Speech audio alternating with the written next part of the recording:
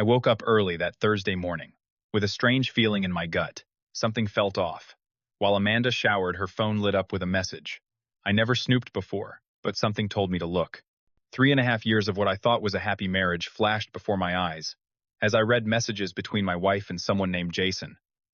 My heart dropped, but my face remained calm. In that moment, I knew exactly what I had to do. Before I take you through my journey from devoted husband to vanishing act, let me know where you are watching from in the comments, and hit that like and subscribe button for more real-life stories of resilience and recovery. I met Amanda at my college friend Trevor's barbecue in Seattle 6 years ago. I was 32, then working as a software engineer for a growing tech company and content with my bachelor lifestyle. That changed the moment she walked into the backyard carrying a homemade apple pie. Her smile caught my attention first, followed by her genuine laugh that somehow cut through the noise of the party. We started talking about our shared love for hiking the Pacific Northwest trails, and before I knew it, 3 hours had passed. Trevor later told me he had never seen me so animated with anyone. Amanda was 30, a marketing executive for a cosmetics company, ambitious and full of life. Our first date was hiking Mount Si, followed by dinner at a small Italian restaurant downtown. We connected on every level. Within 6 months, we were inseparable. By our first anniversary, I knew she was the one. I proposed at the top of the Space Needle on a clear winter night when the Seattle skyline sparkled below us. Her eyes filled with tears as she said yes, and strangers around us applauded. It felt like the beginning of our perfect life story. We found a charming craftsman house in a quiet Seattle neighborhood. Weekends were spent fixing it up together, painting walls and planting a small vegetable garden in the backyard. Our home became our sanctuary, and we took pride in making it ours. We developed Saturday traditions of waking early to visit the farmer's market, then cooking elaborate meals together while listening to jazz records. Sunday mornings meant coffee on the porch swing, regardless of the notorious Seattle rain. During the summer months, we took spontaneous road trips to the mountains or the Oregon coast. Friends often commented on how we seemed to complement each other perfectly. Amanda was outgoing and spontaneous, while I provided stability and thoughtfulness. We balanced each other in ways that made our partnership feel effortless. We talked about having children in the future. Amanda wanted 2, and I agreed. That would be perfect. Our third wedding anniversary came and went with a romantic dinner at the restaurant where we had our first date. Everything seemed perfect. At least that is what I believed. The changes were subtle at first. About 3 months after our anniversary, Amanda started working late more often. Her company was launching a new product line, she explained. That made sense. I supported her career aspirations completely. Then came the password change on her phone. We had always known each other's passwords, not because we snooped, but because we shared photos and sometimes answered calls for each other. When I picked up her phone to order takeout one evening, I found it locked with a new passcode. There were other small things. New clothes appeared in her closet. More expensive perfume replaced her usual scent. She started going to the gym 4 times a week, instead of our usual 2 together. Our intimate moments became less frequent, and when they did happen, something felt different, distant. I made excuses for all of it. She was working hard. She deserved to treat herself. Everyone goes through phases in a marriage, right? The name Jason started appearing in her stories about work. He was the new creative director brought in for the product launch. Amanda mentioned how talented he was, how he had worked for major brands in New York before relocating to Seattle. I thought nothing of it initially. It was normal to admire a colleague. Then came the strange phone calls. Amanda would see the caller ID and step onto the back porch to talk. When I asked who called, the answer was always vague. A coworker, a vendor, her mother. One day, while doing laundry, I found a receipt in her jacket pocket from Canlis, one of the most expensive restaurants in Seattle. Lunch for 2, with cocktails on a Tuesday. When I casually asked about her lunch that day, she mentioned eating a salad at her desk. My friend Paul called me one afternoon. He had seen Amanda at a cafe downtown with a man. They looked quite friendly, he said. I brushed it off, explaining it was probably a work meeting. But the seed of doubt had been firmly planted. When I asked Amanda about her day that evening, she never mentioned the cafe. The knot in my stomach tightened. That Thursday morning started like any other. My alarm went off at 6, and I slipped out of bed quietly to make coffee. Amanda was still asleep. We had been living like roommates for weeks, polite but distant. She stirred when I returned to the bedroom and mumbled something about an early meeting. While she showered, her phone lit up on the nightstand. A message preview appeared. Cannot wait to feel you again tonight. Hotel booked. My hands trembled as I picked up her phone. The message was from Jason Work. I knew her phone password had changed, but in that moment I tried her birthday on a hunch. The phone unlocked. The messages between them went back months. Explicit descriptions of their encounters. Photos exchanged that made me physically ill. Plans for a weekend getaway disguised as a business trip. Declarations of feelings. In one message, Jason asked about me. Amanda replied, "Do not worry about Dudley. He suspects nothing. He trusts me completely." I carefully placed the phone back exactly as it had been and went downstairs. When Amanda kissed me goodbye 40 minutes later, I returned the kiss as if nothing had changed. As soon as her car left the driveway, I ran to the bathroom and threw up. The next 7 days were the most difficult performance of my life. Each morning I woke up beside the woman who had betrayed me, pretending nothing was wrong. Each evening I returned home and asked about her day, knowing she was lying to my face. During those days I became a detective in my own marriage. I checked our credit card statements and found charges for hotel rooms on days Amanda claimed to be working late. Our mobile phone account showed a second line added 3 months earlier that I had never known about. I accessed our shared laptop and found her email still logged in. There were flight itineraries for weekend trips labeled as Girls Weekend or Marketing Conference. The destinations matched messages to Jason about romantic getaways. One evening I came home early and overheard her on the phone in our bedroom. "He has no idea," she said, laughing. "Dudley trusts me completely. We could probably do it in our bed, and he would believe me if I denied it." My hands curled into fists, but I quietly left the house and drove around for hours until I could compose myself. I documented everything meticulously. Screenshots, recordings, dates, times. My lawyer would need it all. That was my next step. During my lunch break the following day, I met with a divorce attorney. He was blunt about my options and advised me to protect myself financially before confronting Amanda. Washington was a no-fault divorce state, but evidence of her affair could potentially impact some aspects of our settlement. I opened a separate bank account at a different bank and transferred half of our savings. Not a penny more, though. I was tempted. I made copies of all important documents: birth certificate, marriage license, tax returns, property deeds. I found a furnished apartment across town and paid 3 months' rent in advance with cash. I began taking small personal items that Amanda would not immediately notice. My grandfather's watch, photo albums from before our relationship, the signed baseball my father gave me.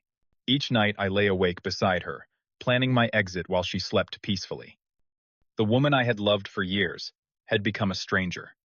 The betrayal cut deep, but something inside me refused to give her the satisfaction of seeing me break down.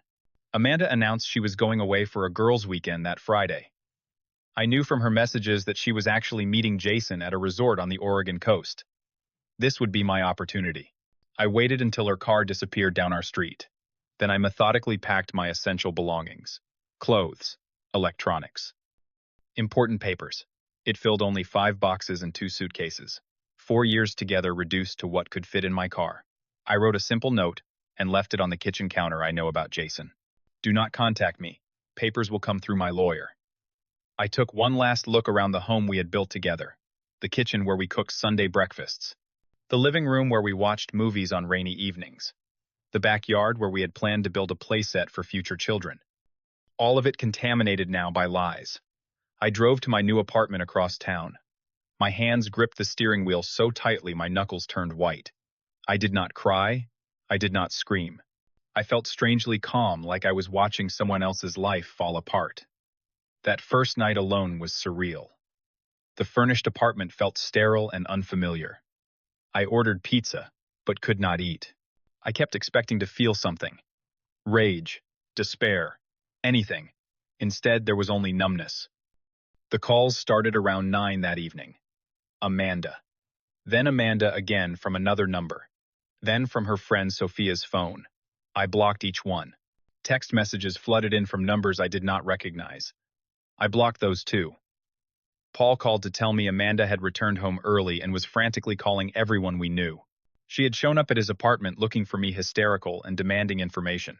He had honestly told her he knew nothing. I called my boss and requested 2 weeks personal leave, citing family emergency. Then I contacted my lawyer and instructed him to proceed with divorce papers. He promised to have them served within days. I barely left the apartment that first week. Food delivery, mindless television, sleepless nights. The life I had planned was gone, and I had not yet figured out what would replace it. 2 weeks after leaving, I decided I needed complete disconnection from my former life. I booked a solo trip to Alaska. The wilderness seemed like the perfect place to reset. No cell service, no reminders. Just mountains, forests, and the hard work of survival to distract me from my thoughts. I spent 10 days hiking in Denali National Park with a guided group. The physical exertion helped me sleep for the first time since discovering Amanda's betrayal. At night around campfires, others shared their own stories of loss and renewal. I mostly listened, but on the final night I shared mine. Speaking the truth aloud to strangers was unexpectedly cathartic. Upon returning to civilization, I found an email from my lawyer. The divorce papers had been served, and Amanda had signed without contesting anything. It was almost disappointing. Part of me had wanted her to fight to show that our marriage had meant something to her. I started weekly therapy sessions via video calls. My therapist suggested journaling as a way to process my emotions. Initially resistant, I found it helped organize the chaos in my mind. Writing about Amanda's betrayal somehow reduced its power over me. Old friendships from before my marriage were rekindled. College buddies I had neglected reached out when they heard about the divorce. Their support came without the complications of shared history with Amanda. On my therapist's suggestion, I joined a rock climbing gym. The focus required to scale walls left no room for ruminating on the past. The community there knew nothing about my history, accepting me simply as Dudley, the software engineer who needed better upper body strength. 4 months after leaving Seattle, I received a job offer from a tech company in Denver. The opportunity felt like the universe offering a fresh start. I accepted without hesitation. Denver represented a complete reset. New city, new home, new job, new social circle. I bought a small house in a neighborhood filled with young professionals and families. For the first time, I made decisions based solely on my preferences without considering anyone else's. The freedom was both terrifying and exhilarating. My career flourished in the new environment. Free from the emotional drain of my failing marriage, I found creativity and drive I had forgotten I possessed. A major project I spearheaded earned me an early promotion and industry recognition. I established new routines, hiking the nearby mountains on weekends, cooking classes on Wednesday evenings, volunteering at a coding academy for underprivileged teens on Saturdays. Each new experience and connection helped rebuild my sense of identity outside of being Amanda's husband. 6 months after moving to Denver, I went on my first date. Nothing serious, just coffee with a woman from my hiking group. It felt strange at first, but also refreshing. I went on several casual dates over the next few months, careful to maintain emotional boundaries, while still opening myself to new connections. Life had developed a pleasant rhythm. I was not exactly the same person I had been before Amanda, but perhaps a better version. More self-aware, more resilient, and surprisingly happier than I had been in the final year of my marriage. Then almost exactly 1 year after I walked out of our Seattle home, an email arrived from an address I did not recognize. The subject line read simply, "Please read Dudley. It is Amanda." My first instinct was to delete it unread. Our divorce had been finalized months ago. There was nothing left to say. But curiosity won out. The email was long and emotional. Amanda explained she had been searching for me for months. She had tracked me through mutual connections, finally learning about my move to Denver from a former colleague who had seen my updated LinkedIn profile. She claimed she needed to explain herself that she had made the biggest mistake of her life. She wrote that Jason had ended their relationship shortly after our divorce was finalized, claiming she was too complicated. She described her regret in painful detail and begged for a chance to talk. My heart raced as I read her words. Not from longing, but from the surprising realization that I felt nothing beyond mild curiosity. Still, there was unfinished business between us. I had left without confrontation, without closure. Perhaps this was an opportunity to truly end that chapter of my life. After 3 days of consideration, I replied with a short message, agreeing to meet at a public coffee shop during my upcoming business trip to Seattle. The coffee shop I chose was in a neighborhood we had never frequented together, eliminating any shared memories. I arrived early and selected a table with a clear view of the door. When Amanda walked in, the sight of her was less impactful than I had feared. She looked thinner with dark circles under her eyes. Her usually perfect hair was pulled back carelessly. She scanned the room nervously before spotting me.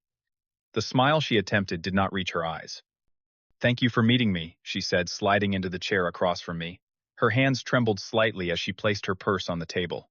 I nodded but said nothing, waiting for her to continue. The silence clearly made her uncomfortable.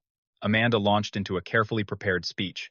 She explained how her relationship with Jason had begun as innocent flirtation, but escalated quickly. She claimed he had pursued her relentlessly, making her feel desired in ways she had not experienced in years. She painted herself as swept away, a victim of circumstance and her own weakness. "After you left, everything fell apart," she continued. "Jason showed his true colors. He never wanted a real relationship. Once the thrill of sneaking around was gone, he lost interest." She reached for my hand. I moved it away. "I realized what I had thrown away," she said, tears forming. "No one has ever loved me the way you did, Dudley. No one ever will." Then came the request I had anticipated. We could start over. Not immediately, but eventually.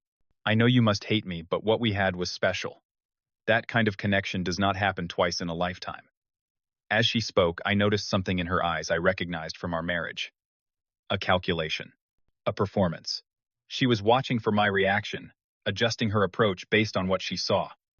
This was not genuine remorse. This was Amanda wanting what she could no longer have. "How did you find my address in Denver?" I asked, interrupting her plea. She hesitated. "What does that matter? I told you." I asked around. "I have not told anyone from Seattle where I live exactly," I said calmly. "Yet you mentioned driving by my house in your email." Her expression flickered. "Your colleague James mentioned the neighborhood. I just drove around until I saw your car." The admission should have disturbed me, but instead it provided clarity. "You have been stalking me." "Do not call it that," she snapped, mask slipping. "I was your wife for almost 4 years. I have a right to talk to you."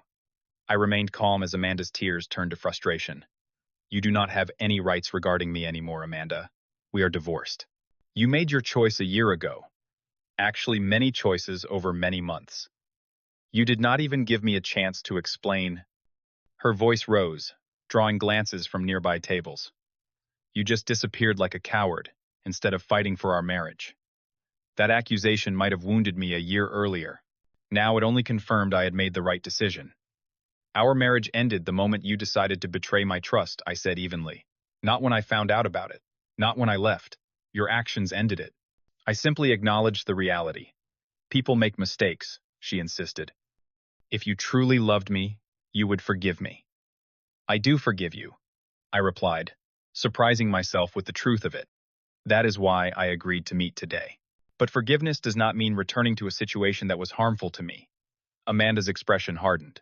"So that is it. 4 years together, and you can just walk away without a second thought." I had thousands of second thoughts, I admitted. Sleepless nights questioning if I had somehow caused you to turn to someone else. Wondering if I should have confronted you, tried to work things out. But eventually, I realized something important. "What was that?" she asked, leaning forward. "That I deserve better than someone who could lie to my face day after day. Someone who could laugh about betraying me. Someone who only wants me now because her other option disappeared." I placed money on the table for both our coffees and stood. "This meeting is the last contact we will ever have, Amanda. Do not call me. Do not email me. Do not show up in Denver again." Her face contorted with anger. "You cannot just dismiss me like this. We were married. Goodbye, Amanda," I said, walking away as she called after me. For the first time since discovering her affair, I felt truly free. Not because of anything she had said or done, but because I realized I had moved on long ago. The woman crying in the coffee shop was a stranger to me now. She did not respect my boundaries, however. The calls started again that evening. New email addresses appeared in my inbox daily.